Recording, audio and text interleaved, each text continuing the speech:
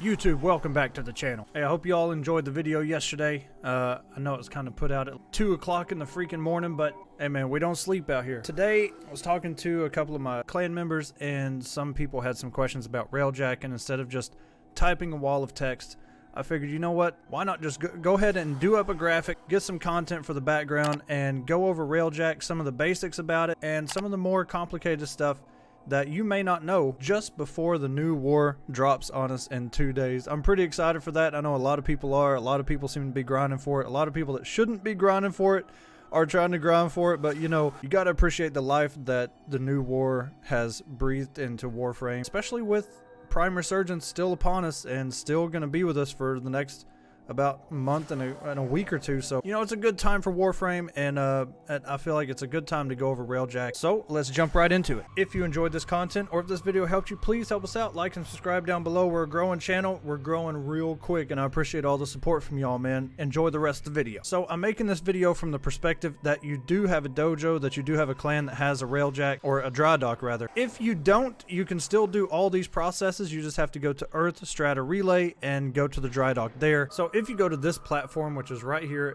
in the, I guess, the 11 o'clock of your Railjack, you'll see configure Railjack. And there's a couple of things you can do in this that are really important. You can upgrade some of the parts of your Railjack and go from MK1 to MK2, MK3, and so on. In armaments, this is where you can actually put on different types of turrets and weapons. In upgrades, this is where, this should be pretty familiar, this is where you're going to put on your mod for your Railjack, and they, just like your weapons and warframes, increase speed, increase damage, crit chance, and there are aura mods for this too, just like your warframes. So keep that in mind when you're out there in your Railjacks picking up mods. This next one's going to be a pretty popular one. You know, you hear the word intrinsics all the time, and just what are those? Well, you get intrinsics from pretty much any mission that you do within your Railjack. These are essentially skill trees for each kind of different part of your Railjack. You have piloting, which is going to increase maneuverability and speed. Gunnery, this is going to affect the turrets and the weapon systems.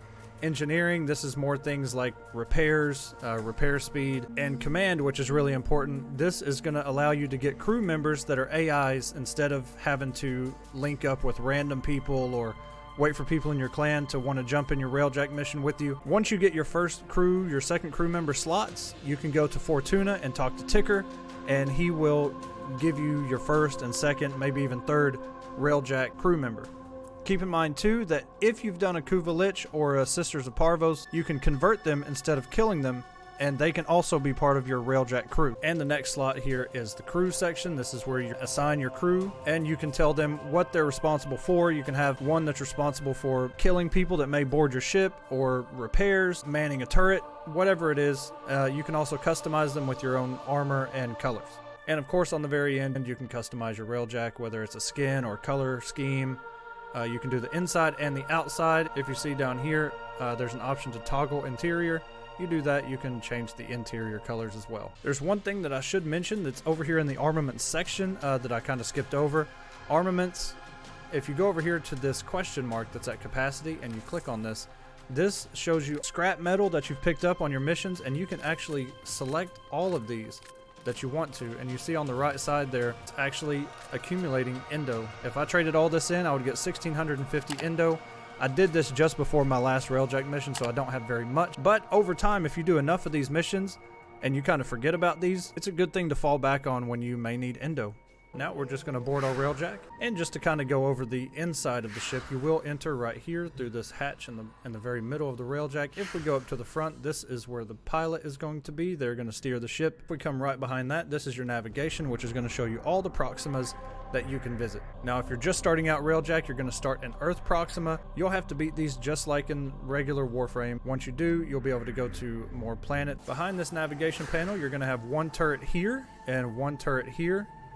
One is on the bottom of the ship, one is on the top, and I kind of skipped over this too. Right behind navigation, there is a dome charge. This is a really big weapon. This is used to get rid of cruise ships, and a lot of these missions will have you do a couple of prerequisites before you can actually board any of the ships, whether it's Corpus or Grineer, and cruise ships is a big one. You'll have to use this in order to destroy those cruise ships. If we head towards the back of the Railjack, this is where a lot of people are going to board your Railjack. There's going to be a lot of hull breaches back here. There's going to be some fires.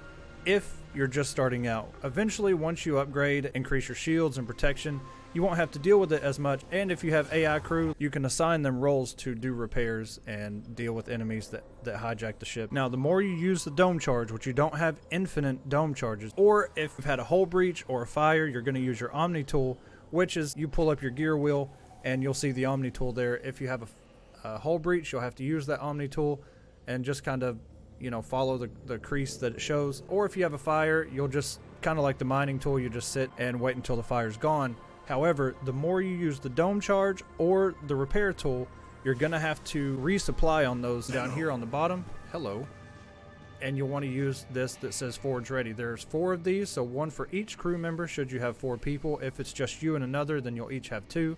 But once you click on this, it'll bring up a sub menu and you can refill your Omni tool, your dome charge. And this is really important because once you take out 1 or 2 cruise ships, or maybe you miss a shot, now you have no dome charges. The game doesn't really tell you how to refill those, and this is how you do it. Some of the missions that you're going to run into in Railjack, some of them are very familiar. You do have survivals and defenses and exterminate. There's skirmishes, which is pretty much you're just in the ship and you're destroying other ships. There's Orphics. I hate Orphics missions. Those are the worst things I've ever put myself through. I don't ever want to play that game mode ever again in my life. Now, of course, you will have your Lich confrontations. If you're not familiar with the Kuva Lich hunts, there's a video on the top right. You can go ahead and click on that. And Void Storms, which is essentially the Railjack version of Void Fisher missions. As long as you're looking at the Proximas, you go up here to the Void Storms, which we're used to seeing Void Fishers. It'll show you all the different Void Storms you can go to. Obviously, Lith is the easiest. You go down to Axie, and those are going to be the hardest. Within these Void Storms, there's a chance that you get an Orokin Derelict to spawn. And those Orokin Derelicts look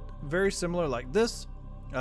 They can look different depending on if you're in a Grineer mission or a Corpus mission, but these, if you go in, there's no sense in everybody going in. There's a couple consoles to hack. That's pretty much it. These can award the Ignis Wraith blueprint, Spectre of Vandal parts, or the Carmine Penta parts, along with some other resources and things like that. If your intrinsics are rank 5, right when you spawn, it will show you a white icon that will tell you if there's an Orokin Derelict that did spawn, and it'll lead you right to it. Void Storms can also reward Nyx Prime, Valkyr Prime, the Haiku Primes, Sendo Prime, Ceranos Prime, and Vinca Prime relics. And one of the most important things about doing Void Storms is getting Corrupted HoloKeys. Now, you'll get rewarded the least if you do a Lith Void Storm, but you'll get rewarded the most should you do an Axie Void Storm. And of course, Miso and Neo are in between those two. If you can acquire 40 HoloKeys throughout your time of doing Void Storms, you can go to Ergo Glast on the Strata Relay. I don't know what it is about his demeanor, but I just love Ergo Glast and the way that he talks to people. You know what I mean? Just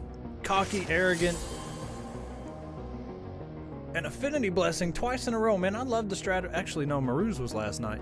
Regardless, it's grind time, baby. So if you get 40 HoloKeys, you can come to Ergo Glast, and if you talk to him and browse his merchandise, he has Tenet melee weapons, and there's always 4 of them. Keep in mind, when these weapons rotate, so do their elemental stats, so sometimes they can be radiation, and then you come and look at the Scythe the next week, and then it's all of a sudden viral or magnetic. Don't just pick the first one you see, because they do change their elemental type. So that is the end of my Railjack tutorial, kind of introduction, or maybe some intermediate things you didn't know about that are actually out there. So when you're out there doing the Railjacks, getting ready for New War, or during the New War, who knows what it holds for us, or you're doing some Void Storms, keep in mind all those points. If there's something that I missed, which there probably is, just let me know down in the comments some things that you found or things that can help other people out. I appreciate all the feedback anyway. It's all love here, baby. Thanks for checking out the video. I'll catch y'all in the next one.